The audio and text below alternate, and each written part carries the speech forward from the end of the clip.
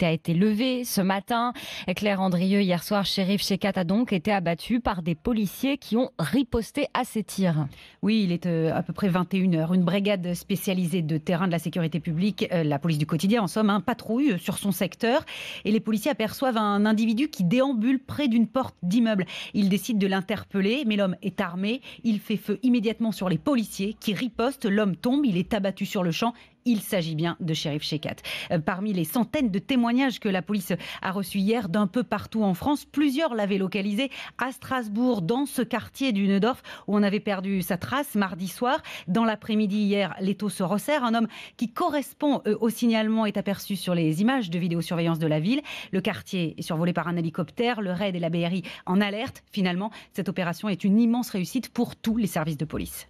Et l'enquête continue, Claire, sur d'éventuelles complicités et sur les motivations de Cherif Chekhat.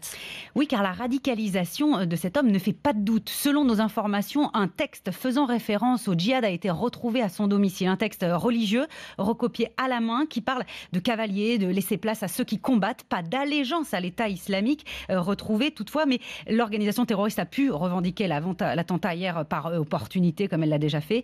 L'entourage de Cherif Chekhat interroge aussi sur d'éventuelles complicités et sur le suivi des personnes radicalisées ancrées comme lui dans la délinquance.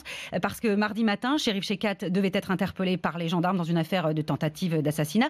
Et parmi ses complices, 2 sont connus pour leur radicalisation, tout comme 2 de ses frères. Et ni le suivi de la DGSI, ni l'enquête des gendarmes n'avaient permis de détecter le projet d'attentat.